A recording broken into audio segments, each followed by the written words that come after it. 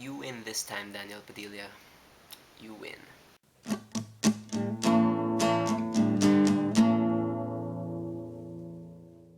She's Dating the Gangster is directed by Cathy Garcia-Molina, written by Carmi Raymunda, and it's based on a book that was originally published on Wattpad by Bianca Bernardino. And this movie stars Catherine Bernardo and Daniel Padilla.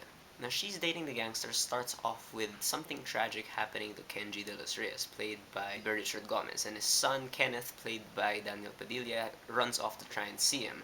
And along the way, he meets this girl named Kelly Dizon, who is played by Catherine Bernardo, who is somehow connected to and knows about Kenji and like his romance with his true love, her aunt, Athena Dizon. Like that's really really convoluted the way I just said it, but it's a bit smoother the way they say it in the movie.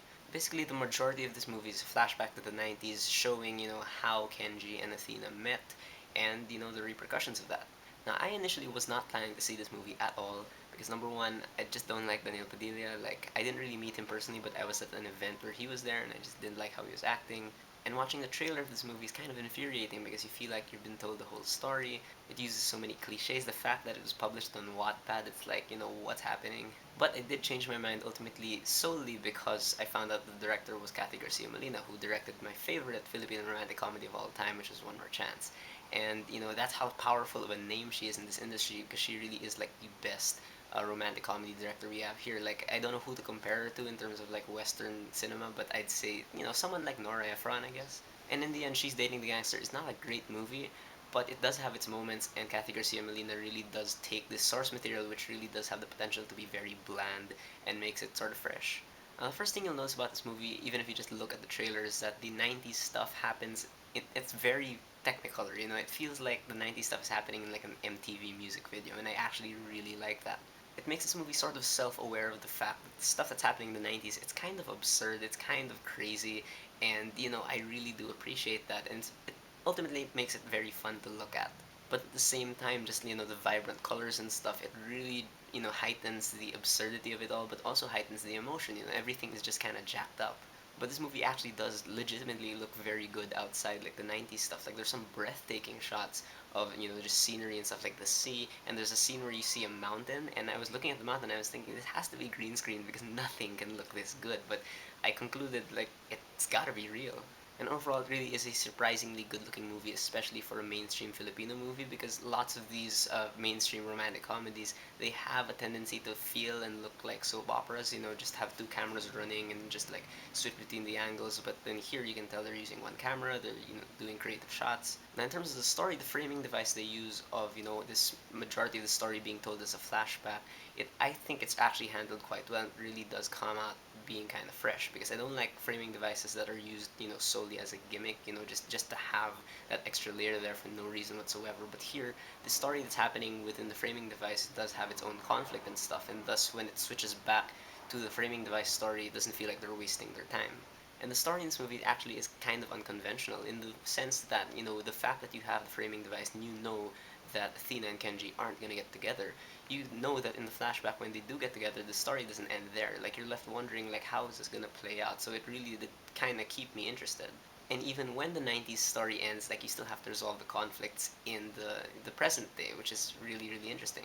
And I do like the characters also. I think they're very likable and they are, they're imperfect in the ways that the audience can accept. What I mean by this is that there's some characters who are just, so flawed that, there's no reason rooting for them. They do the stupidest things. And here, like some characters do stupid things, but you can forgive that because they're in high school, they're in love, they do certain things that reveal stuff about themselves. It's not just, imperfections to add, conflict to the story. It really is just like little character flaws that make them human.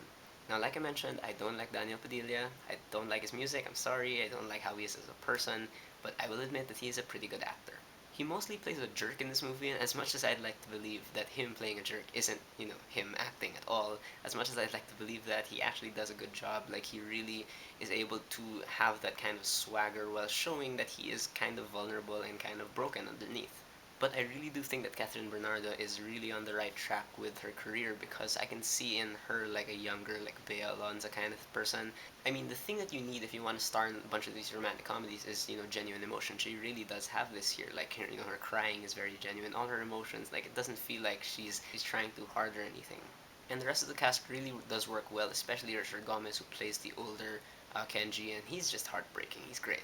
But Cathy Garcia-Molina, the director, is really the hero of this entire thing. Like I said, she really knows how to work with the most cliched elements of things and, just wring emotion out of them. It's really interesting when you watch a Cathy Garcia Molina movie next to like a normal other romantic comedy thing, and you can really tell that like the way she approaches scenes, it's like she has this bigger picture in mind. In fact, so much so that when the cliches come in, I feel like that's the studio just kind of putting their fingers into it. One example, this is where I segue into things I didn't like about this movie, which unfortunately are quite a few.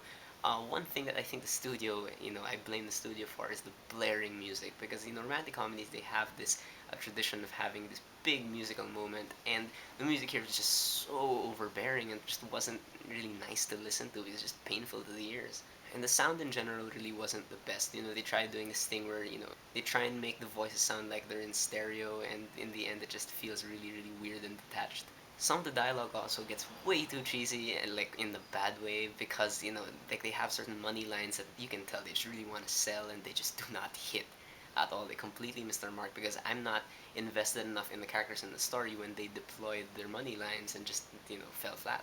Also, some scenes I think last too long while others feel completely unnecessary, don't add anything to the main stories. But my biggest problem is that the ending really kind of confused me. Not in an intellectual way, but I just didn't know how to feel about it because I can't spoil anything, but the ending is sort of unfair to certain characters who are very important to the story, but they're completely just kind of pushed aside in favor of the romance. And I thought that was really strange and almost unethical because I don't know.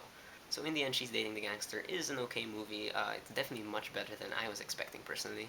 If you're a fan of Filipino romantic comedies, I think you will really enjoy this one though. It is actually very well made. And honestly, you really can't go wrong with Cathy Garcia Molina. And like the movies I've seen this year, for, Filipino movies, this one, Aba Nakakabasa na pala ako, and Third Eye, like they're all like so on the verge of breaking into like new ground really, and I'm just so excited. I'm waiting for them to really cross that boundary. So that's my review of She's Dating the Gangster. Have you guys seen it? What do you think about it? Whether you loved it or you hated it, whether you agree with me or not, please leave me a comment. Let's have a conversation.